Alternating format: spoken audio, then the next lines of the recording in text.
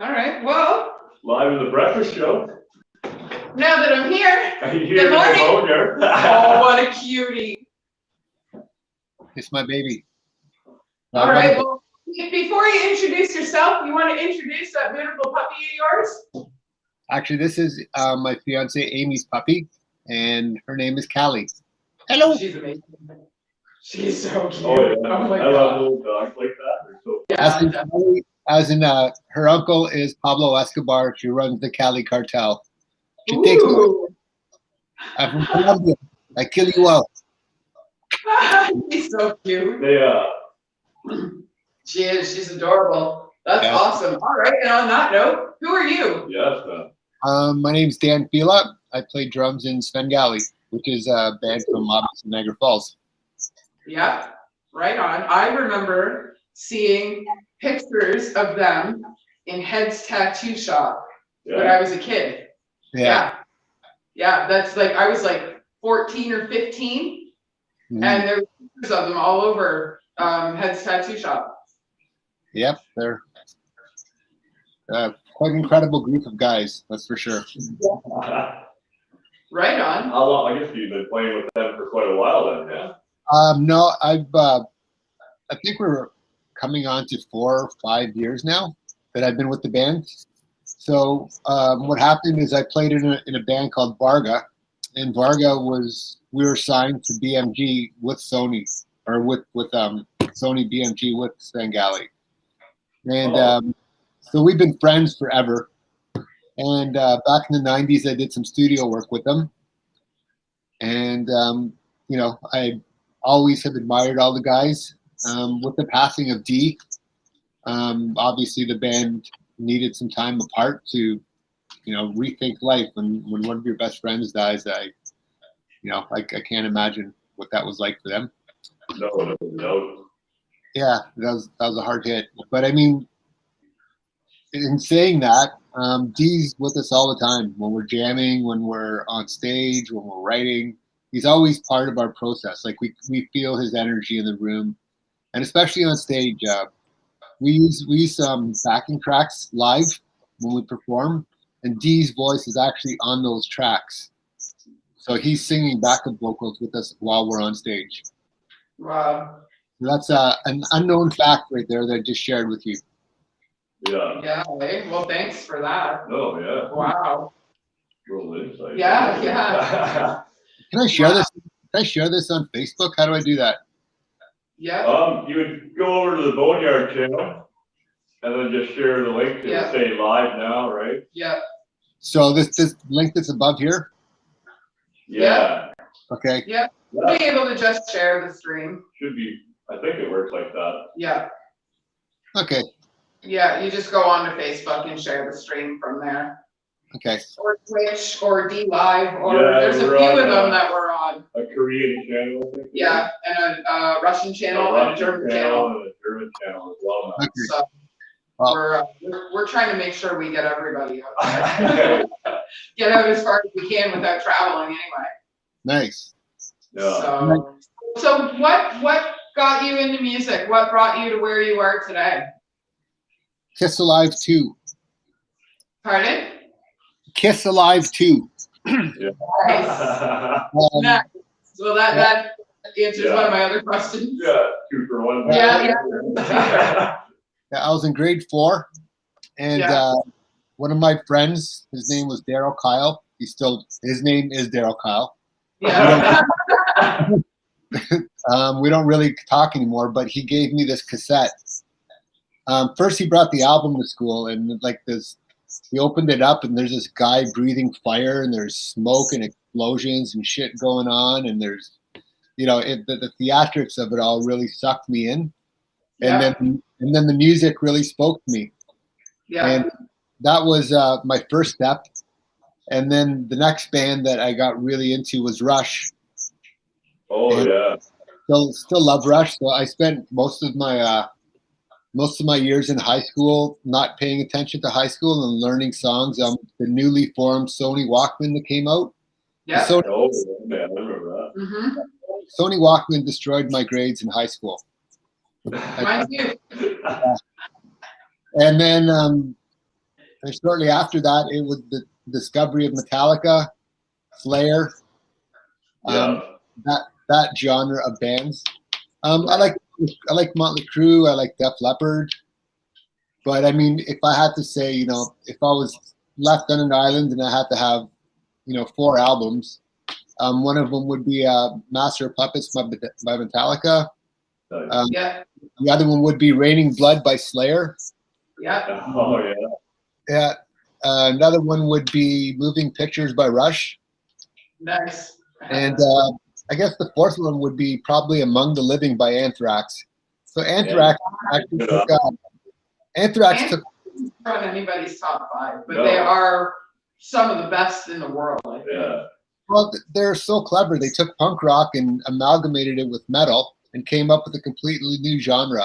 I don't know if you know of a band called Stormtroopers of Death Yes. or SOD. Yep. Yes. We were talking about them last night. Yes, we were. Yeah. We had Ryder on the show. Yeah, Ryder Johnson from Razor. We had him on the show last night, so we were talking about them. Nice. Mhm. Yeah, SOD. That first album is crushing it. It comes in with that riff, and it's like, I remember banging my head for dear life when I heard that. I just couldn't believe what I was hearing. So yeah, that's what got me highly influenced and inspired with music. Along with that, I ended up going to university, and then I got a music degree in university, obviously. And it was there that I learned about people like Stravinsky and sort of the dark composers of the Romantic era. And Stravinsky was he wrote orchestral heavy metal music. There's a piece called The Rite of Spring by Stravinsky, which is depicting the breakup of the ice in the Volga River in Russia. And wow. it's the heaviest piece you've ever heard. It's called The Rite of Spring. You should check it out. Definitely. I don't have a pen. Write that down. You gotta know. Wait, we gotta know. Notebook in my phone. Positively crushing. People say things to us, and we're like, "Oh, we're just gonna write that down right now." Yeah. There you go. So, oh yeah, we can hear you. Perfect. Yeah. Definitely. Can you hear us all right? Perfect. Excellent, excellent. Yeah, we usually we're doing this from he's in Barrie, I'm here. Our guest is wherever they are, and we all have headphones in. So this is a little bit. We're still working on the microphone and stuff. Yeah. So we just want to make sure that it's all going well. And of course, we test these things live on the air, right? Is there another way? There isn't. There might be, but not for us. No. That's how we've made it this far. Sink or swim. Well, Yeah, yeah. right. So, and it looks like we're pretty strong swimmers right now. We don't. Yeah, exactly. Cool. So what was the first show you ever went to? What was the what? The first show you ever went to? Judas Priest Screaming for Vengeance tour, Maple Leaf Gardens, No. February 1983. That's the year and month I was born. Yeah. So I have to tell you a funny story about that. So after I went to see Judas Priest with my friend Joe Varga, who I was in a band called Varga with. Yeah. And, that was my first concert. And I saw that band up on stage and I said, that's what I want to do. And then 10 years later, we were playing in Phoenix, Arizona, and the singer of Judas Priest, Rob Halford, was at our show. So Right Rob Halford came to see our band. So after we were done playing our set, it's like the guys in the crew are coming over and saying, like, Halford's in the audience. I'm going, yeah, whatever, fuck off, don't lie to me. And lo and behold, Rob Halford is there. It's like, really dig your band. And it completely blew my mind, still to this day. Yeah, right. But then I had a chance to talk to him, and I told him, it's because of you that I'm here. And there was you have a few moments in life where like everything just seems to connect, right? Mm-hmm. And that was one of those apex moments in life for me. Mm-hmm. Wow. Yeah, That all was those pretty full cool circle to see moments. that, Yeah, that's amazing. That's Yeah. amazing. Yeah. So tell us about Varga. Bargo was a speed metal band, formed in when I was in grade 7. And yeah, with Varga, the very first show we played was at our school, and we stole shopping buggies from the supermarket to wheel our equipment to the school. Yeah, a lot of great stories. I mean, that was that band also sort of came to its demise after our second album. It's funny, the sophomore jinx, right? The first album hit really well, and then the second album just sucked, and it's rightfully so. It's rightfully so. I can't listen to that record. It's the biggest hunk of turd ever released. At So least you're honest about it, right? No. I understand. my own band. It's my own band. Yeah, and I co-wrote and I played on it, and I think it was the biggest waste of $250,000 a record label could have ever done. Wow. Yeah, so shortly after the release of that record, I quit. I said, we've obviously you change as people. You go on tour with people, and you live in a bus with people for 5-6 years, and you get these thoughts in your head like, I want to hit you in the hammer in the head while you're sleeping, because people get on your nerves so much, and and there wasn't that we lost our camaraderie. Yeah. Camaraderie, sorry. Yeah. By hate now, Yeah. Well, Like- you're not. You're driven by I have to do this, not I want to do this.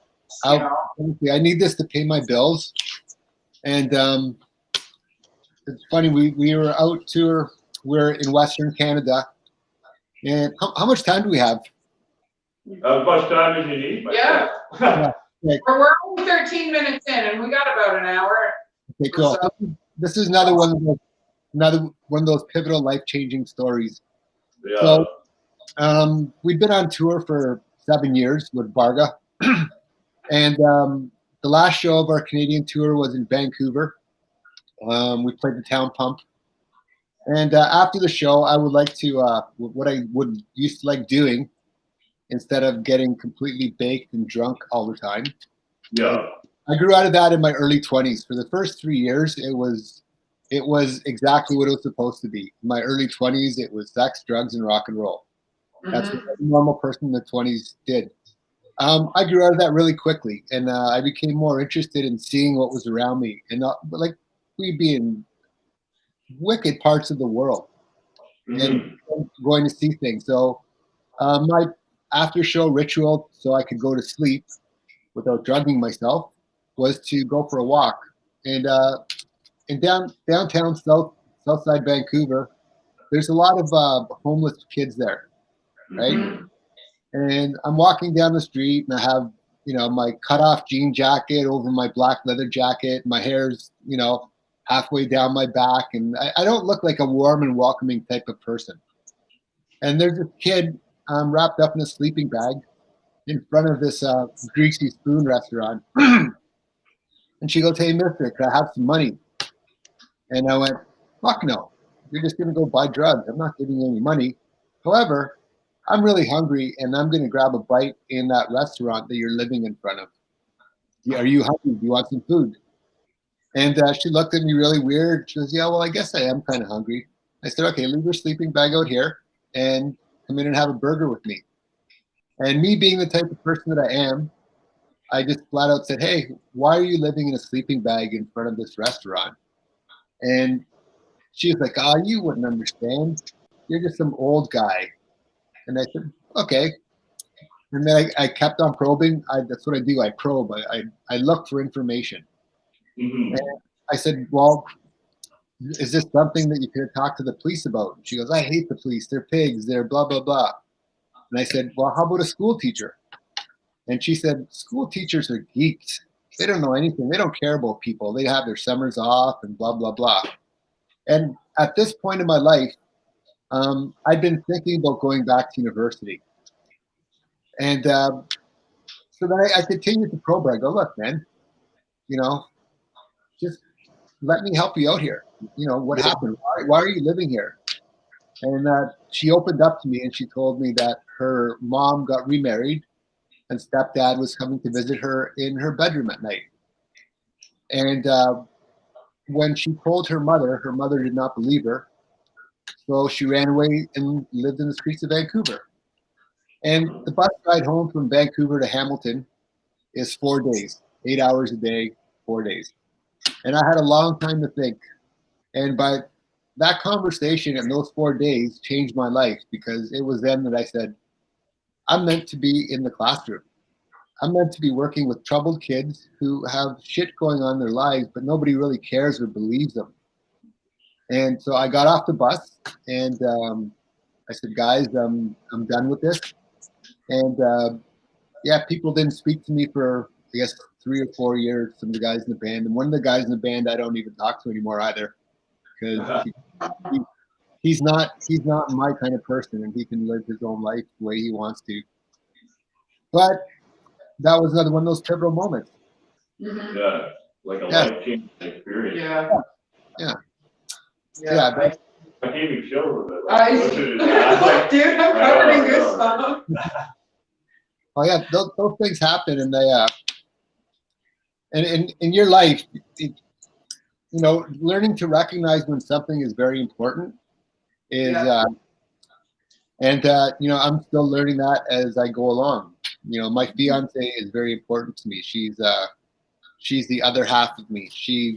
When I'm going off my OCD rails and I've got 8 and 10 things going on at a time and I can't focus on anything, she sits me down and she says, have a drink of water, just chill out for a bit, and she calms me down. And in order to be any type of artistic person, you have to have OCD, you have to have ADD, because that's how you learn how to play your instrument. It takes 10,000 hours to gain proficiency on any instrument. And in my life, I put in over 20,000. So you have to be pretty insane to do shit like that, to sit and tap at one thing for 20,000 hours, right? Yeah. So I get it. I understand that. Yeah, I've been writing since I was 6 years old, so I put my hours. Exactly. When you're in writing mode, it's hard to turn that off, because you're sitting in a room full of people, but you're not there. You're in that other space. That's something that somewhere else, not where I'm supposed to be right now. Yeah. I actually have a short story about that. When I was in grade 9, my science teacher used to give me shit all the time. Stop writing your poetry, pay attention in science. You should be paying attention to what I'm saying. One day she said to me in front of the entire class, you don't stop doing what you're doing and pay attention to me, you're gonna end up working in a bowling alley for the rest of your life. Right. So on her retirement, my gift to her was all 4 of my published books at the time. Aha. Congratulations. I mean, it just goes to show that no matter how much you're not paying attention, you're doing what you're supposed to be doing. And is it OCD, or is it us knowing what we're supposed to be doing? Yeah. Well, it's a fine line. Sometimes it's insulting to people when you're not there. Yeah. But sometimes you just can't help it. You have an idea in your head and it's ruminating and it's growing, and again, that's something I need to work on. I'm not 20 years old anymore, obviously, so I have other things in my life that I need to take care of. And that was a whole other life ago. I know. That was 3 lives ago. Pardon? That was 3 lives ago in my time. Oh, I can understand that statement, definitely. Mm-hmm. So what's new in the works? What are you kind of working on now that you can talk about? So, as you know, we released Sven Galley 3. It was June. Yep, the last EP. Which is something I'm super proud of that record. I don't listen to recordings that I played on because I hear things that bother me still. But Sven Galley 3 is the record that I still listen to all the time. I'm very proud of it. I was able to put out a performance where it was organic, and I actually really love the guys in the band. That's the difference. When you actually care about the people in the band, you want to give it your best effort. So Yeah. we have a video coming out for the song "Hurt" at the end of March. All right. Yeah, that's another crazy story. So we filmed the video in September, and one of the guys in the band lives in China, and he flies over for shows and for recordings. Mhm. And he's originally from Niagara Falls. His name's Andy Frank. So yeah, the video, we had to send the hard drive, and it was sent over on a boat. So it took 6 weeks to get to China. And then it's a stupid story, and COVID just completely messing the world up. We haven't really been able to, get the editing done, but it's almost done. And the video it was shot in 4K, and it's very Stanley Kubrick type of vibe to it. And it's again something I'm very proud of, and I look forward to getting it out there because it's another one of those things that ruminates in my mind. Mhm. Like, where's this video? Why isn't this video done? And, yeah, but we're in the middle of this thing called the pandemic that's completely turned the world upside down. So that's what's happening right now. We're also in the middle of writing, as I told you. So we're in the middle of writing the next Bengali album, which we are hoping to have done, this time next year, the spring Yeah. release. But we want to go with 20 songs and pick the best 10 instead of going into the studio with 10 songs and saying these are all great songs. And as you get older, you learn that not everything that you do is great. No. Yeah. Right. So when I'm writing a song and I'm downstairs in my basement playing, I have like, oh my God, this is going to be wicked. And then a week later, it's like, oh, this sucks. And I got to just drop it. Yeah, no good. So I don't read my poetry. Yeah. It's the same thing. It's like sometimes you have to know when to stop, and maybe you'll go back to that song and say, oh, you know what? That's a cool little hook that could work over here. Yeah, I'll take that over, put it there. Yeah. Yeah. So that's our thinking process behind this next record. In the meantime, we're going to be releasing singles all through it. So in our day and age, I think it's not the best idea in the world to put out full-length records unless you're a fully established band. Singles are where it's at right now. Yeah. Definitely. So yeah, and then that way you get more longevity. So we've managed to stretch the Bengali 3 out since September or since 2018. That's when we released the first single. So we've managed to stay relevant for 3 years with 4 songs. Nice. Our goal now is to every couple of months put out a song that we're super proud of, and then put out all those 10 songs together in an album. Yeah, that's a great idea. Yeah. I think now it makes sense because you put out a whole album. Well, what do you do for the next year while the world's shut off? You can't. Exactly. And Yeah. people have the attention span of a snail at the moment, right? Literally just took the words out of my mouth. Yeah. Just people have the attention span of bricks right now. Yeah. It's like, and there's so much stuff out there. So the great thing about the internet is that anybody can release music. Everyone's on a level playing field. The horrible thing about the internet is that everyone can release music because they're on the same playing field. Right? So in order for bands who are any good to rise through the cacophony of horrible bands out there, and I say that from the bottom of my heart, that there are bands out there that are putting out music and putting it out to people that have no business doing it. They should be in their basement honing their craft and having a job wherever they work. And that's the problem with music, is people have to sift through so much crap before they go, oh yeah, this is great. And the advantage with Svengali is that, you know, the band has a well-established reputation. They have gold records, toured around the world. So, Good. you know, That behind you there. what was that? Is that your gold records kind Yeah. of showing behind you on the wall? Is that? Nice, yeah. No, that's your. Oh no, which one? Oh, that thing right there? No, Right that's behind your head there. behind the symbol. No, behind, oh, maybe it is symbols. Oh, it's symbols? Oh, I Yeah. thought maybe it was gold records. There you go. There we are, yeah. Symbols. And there's also skulls right where Amy's sitting. If you have a look back there. Right on. Can't go wrong with a skull. No. Yeah. It's a fun little space. But no, Everybody's got great backgrounds when they come in from the live stream. No, right?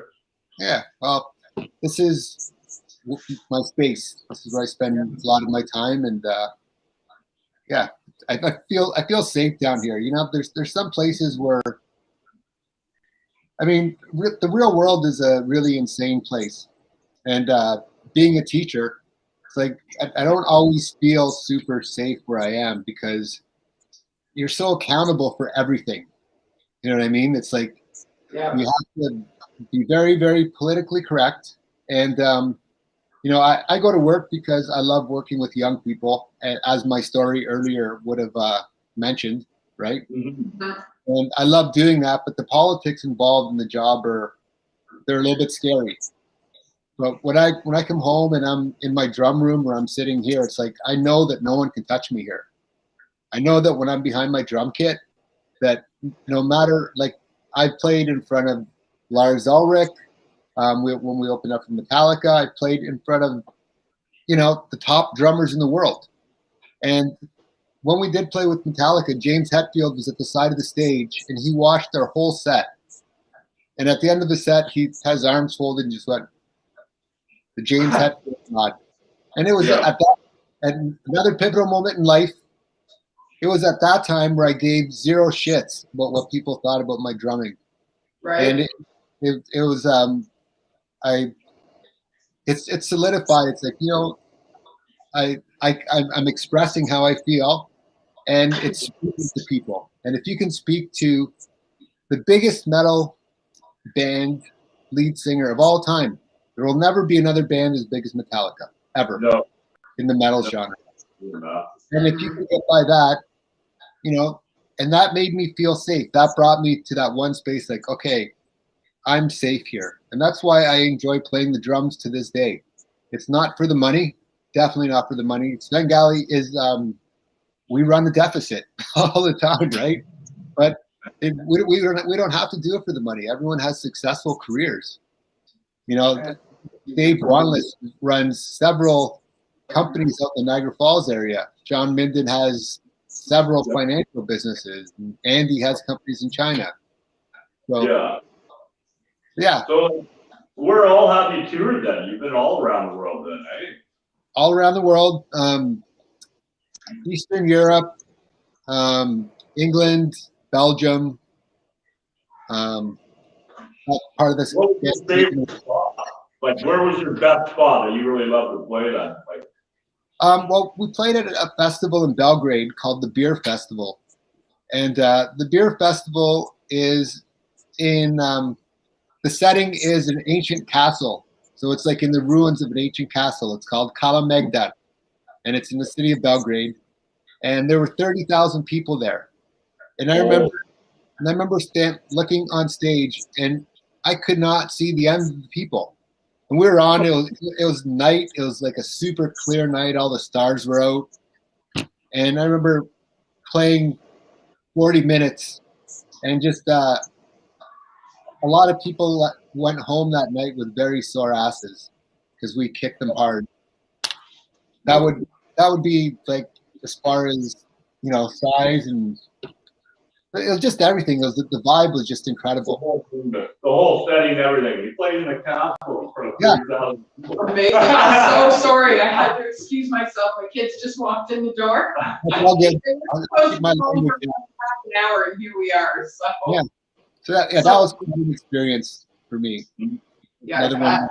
that's incredible. Like the best vlog. Yeah, I could hear you from the front of the house. That's amazing. Yeah, and it's another life-changing story here as we're going in that mode. Oh, Yeah. hey, Let's just keep going. hey, Sunday morning, preach the word, my brother. We're preaching the word. All right. So that was in 2005, and I hadn't talked to my father or seen him in 20 years, and he happened to live in Slovenia, which is a 25-minute flight from Belgrade. So I was carrying a lot of hate with me, and I think that in the early years of drumming, that hate fueled me wanting to play and to become really good at something. And I was angry that he left me and moved to another country, another continent. Mm-hmm. So, I had this feeling in the back of my mind. It's like, you know what? I should just fly over there and see him. So I called my cousin and arranged the meeting to go see my dad, which is completely insane like that. It's just one of those gut feelings. So I went there and I met him after 20 years, and he was an old, sick man, and I felt sorry for him. And it was a heavy weight lifted off my shoulders after that. After we spoke and we had lunch, and he was an alcoholic, and I understood what it's like not to get along with women, because by that point I'd been divorced already once. So I got it. And that same night I flew back to Montenegro to where the band was staying that night. We had a villa there for a week, and that was also wicked. But 4 months later he died. So, and there was just something pushing me to go see him while I was there. And it's just one of those. I'm not a huge spiritual person, and but there's something in your gut that tells you need to do this. It's a universal moment. Yeah. I don't know. I've got this strange belief system that like we are all that little part of the universe that makes the universe. Obviously, we create what we see. Yeah. Right? Before we see it, we create it, and the universe knows, and Yeah. that the gut feeling we have is the universe telling us, Hey, you got something to do, you got shit to do. Yeah. So yeah, that was another one of those moments. So I'm sorry about my ADD and OCD going from one place to another, but We follow you better that way because we understand. relish. And I'm sure every other musician and writer and artist that's watching completely understands as well. Good. All right, cool. Yeah, I'm that guy that tells 15 stories and I don't finish any of them. And once I started all 15, then I go to the first one and I go, okay, so the end of this story is, and then I just make my way through the rest of the stories. Yeah. I'm sure my kids got sprayed by a skunk. Oh yeah. Because that's all I can smell. Nice. The dog didn't get sprayed by a skunk. When I opened the door to let the kids in, that's all I could smell in the hallway with the skunk. Yeah. So, well, let's hope it's either in the hallway or it's not. Yeah. Speaking of just going off in tangents. Yeah. No, it's just never a dull moment around here, like you say, he's bouncing from here to there with stories and stuff. So I figured I would just go completely off topic and, throw that out there. Get it. Makes all the sense in the world. Yeah, right? Yeah, exactly. Well, and that's how great conversation happens too. You kind of just throw things out there and somebody goes, oh, I got a great story that sounds like this, or I got a great story that sounds like that. Like, I was at the Opera House, and I was 19 or 20 years old. I broke my glasses parking the car. We had $130 for scalp tickets that were $150 a ticket. We were pissed. And this guy walks up to me and my friend, and he hands me this little ball of paper, and I open it, and the only words out of my mouth are, oh my God, we're real. He handed us 2 Perfect Circle tickets. And you're a Kiss fan, so I imagine that you've seen Detroit Rock City. Yep. So the end of the movie, when they beat the shit out of each other and they're the last 2 that walk in, well, we were the last 2 to walk into the Opera House. Wow. We felt amazing. We made it. So, well, yeah, so I'm standing at the bar, you know, during the first band and hanging out and talking to this guy, and then afterwards, after the show, this really tall guy comes back, we have a couple beers and we're talking, and the little guy that handed me the tickets says to me, "That's Danny Carey." The little guy that gave me the tickets was Maynard's publicist. Nice. So what's your, like, oh my God, I can't believe this fucking happened story? Well, geez, where do I start? Anyone? Yeah. What's the last, because obviously we haven't been able to play or jam in the last fucking year or so, like, so what was your most recent moment? Like, Yeah. I mean, just talking with the guys and writing and sending material back and forth, and it's hard because Svengali are 5 very unique and individual people. Yeah. And for everyone to decide that something is good, it takes a lot of work. So an idea will come, and before it's like, for example, I just finished writing a song and I sent it to the guys, and there's some decent parts in it. There's some good hooks, but it's not Svengali. It's me sitting at a computer and playing all of the instruments very poorly. I'm not a keyboard player. I'm not a guitar player, but Right. I'm able to sort of express those things in a very limited capacity. And, you know, getting the other guys to come in and put their parts on that song, that's what will make it a Svengali song. And that's been, you know, a great moment for us to hear that music, but it's also so frustrating because we could have that done in 5 minutes if we were in a room together. Just go through this song and, you know, and get a pocket, get a real feel for it instead of, you know, I'd program things on Easy Drummer and just, you know, it sounds like a robot just because it's ones and zeros. No feeling it. It's just like 1 0 0 0 1 0 0 foot. You know, it's that's what music on the computer is, right? Yeah. Yeah, you know, as far as band moments, that was a pretty big one. And yeah. Right on. Yeah. So okay, so you did mention that like being in a room together versus having to do everything from home. How much have your dynamics changed from being in a room together and being able to bang out a track versus having to do it by sending it back and forth? And like, do you find that the music itself has changed because your dynamics have changed? Well, the music hasn't had a chance to evolve yet, so they're just ideas. But if we're in a room together, like, being in a band is you're vibing off of each other. You're feeling what the bass player is doing, and that's how you get a solid rhythm section. You're getting that, you know, getting that groove. And the guitar player is adding their parts, and then Dave Wanless coming in and just adding his vocal color. That's something that we could get done in a couple of days as opposed to 3 months, which is how long we've been working on the latest song. And it's ridiculous. But that's our current reality. And after this is done, you're going to see that one of 2 things is going to happen with bands. They're going to break up, for one thing, because they've gone on, they're frustrated, they've gone on, or they're going to come out, not have written any songs, not have rehearsed, and they're going to sound like absolute trash.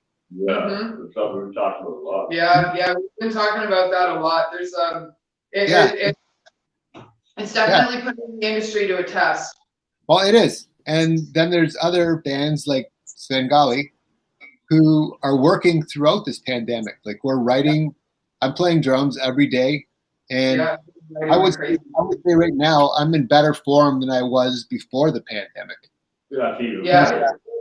That's my next question. How has this helped you? Yeah, what am I going to do in a lockdown? Well, I'm going to go downstairs and play the drums. I'm going to go downstairs. So I play guitar through this. When schools were shut down, it wasn't that horrible for me.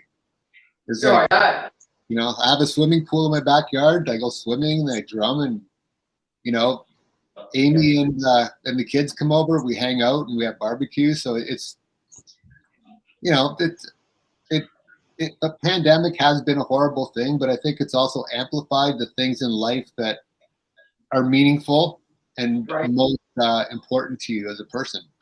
Yeah.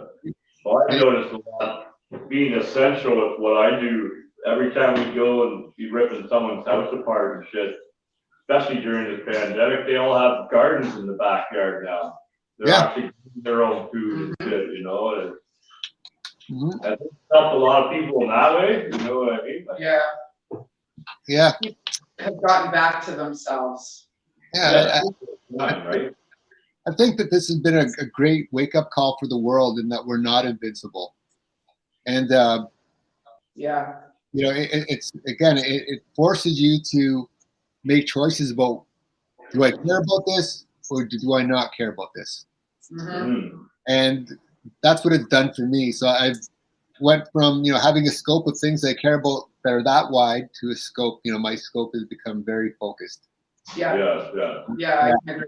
You know, I have, you know, my future life with my fiance and our kids, my job, and, you know, my music and my mom. And outside of that, there's not really many other things that are high on my priority list. Like the guys in the band, I don't have a lot of friends. I wonder why, because I'm such a dick. That's probably why. But another reason why is that I choose not to. I don't want people to know me. I don't want, you know, I don't want to bring people into my lives before, you know, for me it's trust, building trust and having that, you know, I know that there are 5 people out there, five people who would stand out in front of a truck for me. And I know that. And I would do the same for them. As opposed to, you know, I have 5,000 friends on Facebook and so many followers. And, you know, that means nothing. I mean, I'm so grateful to know you guys and have met you. No, exactly the same. And I'm enjoying our conversation. Obviously, you're amazing people. I cannot wait to meet you. Well, thank you. We really appreciate that. No. Absolutely reciprocate that. Sure. Yeah. But I mean, at the end of the day, I'm sure you feel the same way, right? You have the people in your circle. People's circles have tightened. Yeah. Well, I agree with that. And I have to say, it's funny that like a lot of the circle for me that's tightened have been longtime friends. Mm-hmm. People that have been in my life for 20, 25 years. And I'm like, what have we been doing for 25 years? Like, I don't know, we don't have anything in common, or, you know, it's just, it's weird. I've made a lot of new friends, like you and I have become very close, you know, and like I've made a lot of new friends and stuff, and actual people that I call friends. But I find the ones that I'm weeding out are a lot of my long-term friends that it's not that I don't have time, I don't have time. And I mean that lovingly. I mean that lovingly, but like this really made me focus inward on what I wanted to do and where I wanted to be in the next 5 years. And as soon as I started going, this is what I want in my life, this is who I want in my life, this is how I want my life, the universe went, here you go. That's brilliant. So you should publish that. That's actually brilliant. Got it. Thank you. It's a great philosophy. Thank you. I appreciate that. Yeah, I appreciate hearing that. So yeah, I've seen some shit, I guess. But we're not here to talk about me. We're here to talk about you and what you're up to. Yeah. Normally I'm about I can go all day long. I started from last night, which I barely said 2 words last night. I know. And I just to add this before we go on, I think I figured it out actually, and it's because we have so much conversation that I couldn't think of questions to ask because I already know so much. Yeah, and you can't reveal because it's kind of behind. Right. Well, some of it I can, and some of it I can't. So. I come in knowing nothing, so I just exactly all day long. Right? Yeah. So usually when we do the interviews, I'm the one running my mouth, and last night I had nothing to say. So yeah, can I help you? Head over to your room, please. See, this is like life, you know what I mean? Like I work from home, I homeschool, like So, how do you balance your chaos? Because clearly I'm not balancing mine right now. Balancing is something that I'm working on. I work a lot at school. I take my job working with young people very, very, very seriously. Mhm. Sometimes the kids that walk into my building, the only smiling face that they'll see, when my mask is off, Right. the only smiling face that they'll see that day is me. The only person that will acknowledge them is me. Say, hey, how's it going? I hope you have a great day. Welcome to school. A lot of Yeah. these kids are coming, I work in Burlington, and Burlington, as you know, it is high up on the socioeconomic range. Yep. But it also has scoops in the socioeconomic range where, kids are living in housing projects, and Yep. we have a lot of kids there who are refugees from Syria who've been through these devastating conditions of, watching parents die and living in refugee camps. And those are sort of the checkpoints in my life where I say, I have problems, but, they're first world problems. Yeah. And my job at school, again, what I say is, am I the world's greatest teacher? Hell no. But you know what? Every kid that leaves my classroom will know how they felt in my classroom. They'll know that they felt welcome. They know that they felt like they had a voice. They know that they were seen. They know that they were heard, and they know that they're valued. And that, as an educator, that's what I care about. I don't remember anything from high school other than the Sony Walkman. Nothing Yeah. else. I remember two teachers and the music I was listening to. And those two people, along with my science teacher, she had an impact on what I did after high school, right? As far as science and my career. Yeah. But then other one was Mr. Duquette, which was the part of my concept construction design, and that's another trade that I went into as far as construction and working in that my whole life, right? Other than those two people, I don't remember a fucking thing from high school, man. Yeah. Aside from my science teacher, I remember two teachers. Miss Marchese, she was my English teacher in grade 9, and she hated my guts because she hated my brother. So that was the precursor. I didn't get to prove who I was. Yeah. And I had Mr. Brockwell, who went to bat for me. And, I went through some shit when I was a kid. I got into drugs and stuff like that. So by the time I hit 18 years old, I was in rehab. And when I had gotten out, he went to bat for me. He went to the school and said, listen, she deserves an education. He really made sure that he paid attention to what I was up to. And that's what actually helped me keep going with my writing. Because I put it down for a little while. Yeah. Thinking I was going to go anywhere with it, because I kept getting told by teachers and, by this point, get a real job and, pay attention in my class and this and that. And, I just kind of put it down and did my thing for a little while. And then when I got sober, I picked it back up, and it was all because of Mr. Brockwell. So I like hearing you say that what matters to you is how your kids feel at the end of the day. That's important, because that is important. I never even thought about it until you were just talking about it. And I think about it, there was two teachers and that was it. And I always go back to Brockwell. Anytime I talk about my career, I always say, hey, that's the teacher that said, you can do it, and I'm going to make sure that people know you can do it. So, and he's the one who actually handed my science teacher the books. Good. That's incredible. That's a great story to hear. And your story speaks to you overcoming adversity and having the resilience to stand up for yourself and to believe in yourself. And that's a quality that I'm working very hard at to instill in my daughter and to the other, youth that I'm working with. It's you're going to get kicked in the ass, and you're going to get thrown to the ground a lot of times in life. And you can do one of two things. You can stay on the ground and say, oh, my life is over. Or you can pick your ass up and say, okay, I'm going to try this again. And, as a newcomer to Canada, I came to Canada when I was 6 years old with my family. And we were very poor. And along the way, my members in my family got very wealthy. And I wasn't one of them. right?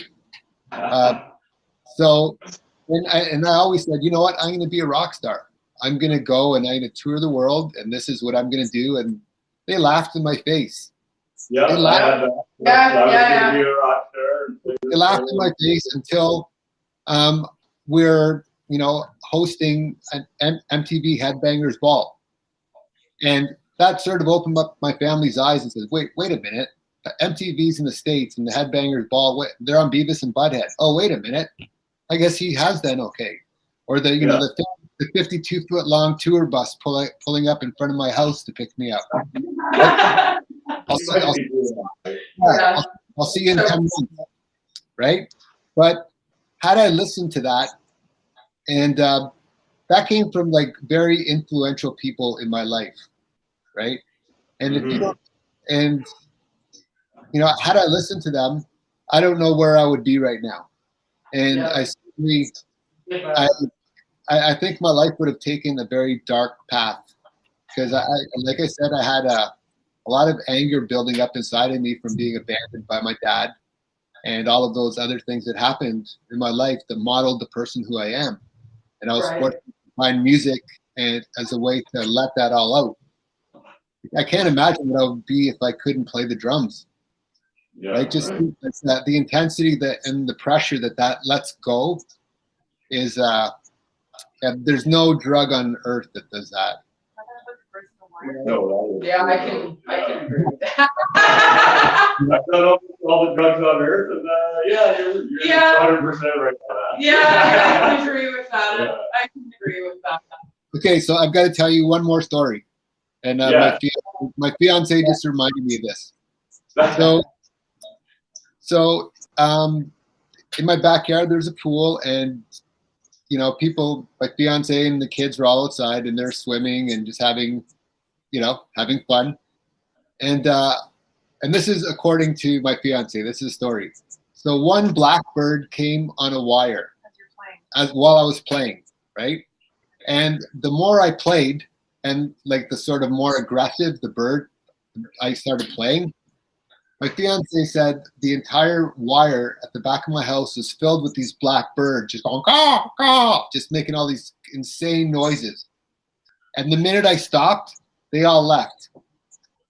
Wow. And at first I'm going, yeah, right, that's not true. But then all the kids backed it up and said, yeah, there's all sorts of black birds here. So the evil birds, I guess I'm there. I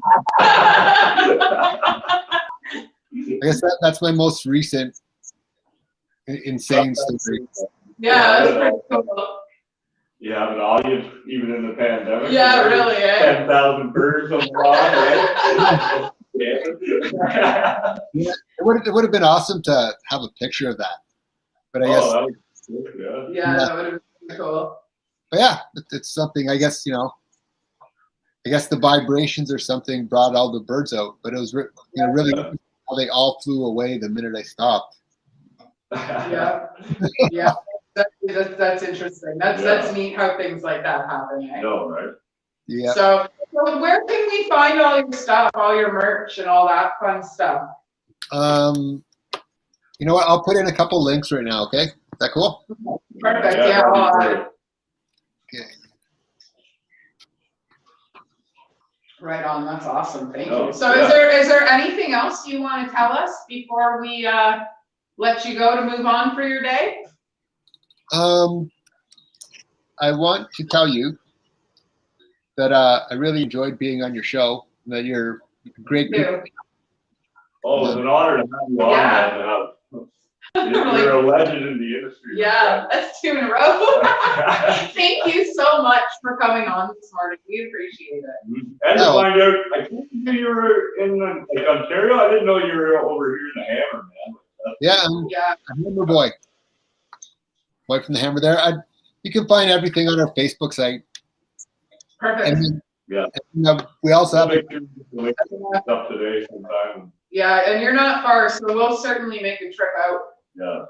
Well, we definitely. As soon as we start playing again, you'll definitely know about it. And perfect. I feel like I've made friends with you guys. I feel like we've made a connection today, and I really appreciate that. Sometimes you'll have a conversation with people and it'll be very sterile, but I appreciate the energy that you brought to this, and you made it an enjoyable experience for me. Thank you so much. Well, we appreciate that as well, absolutely. And I'd like to, maybe when we're backstage or later on this afternoon, I'll get a hold of you, and I'd like to talk to you about the book I write, Sofa City Sounds. And That sounds awesome. a little bit. That sounds cool. Awesome. Yeah, awesome. And you're always welcome on the show, like, even if you want to pop in one time with a special guest. Yeah, anytime. Anytime, man. I'd love to hang out. You know, we can sit down Yeah, and for sure. As talk soon together. as we're in. Yeah. So, right on. Well, thank you. We greatly appreciate this. Yeah, my pleasure, and it's a pleasure meeting all of you. Awesome. All Well, right. hang around and we'll close up backstage. Yeah, Cool. Awesome. I think I know how to do it. Right on. Thanks. All right, thanks, buddy. Peace, yeah.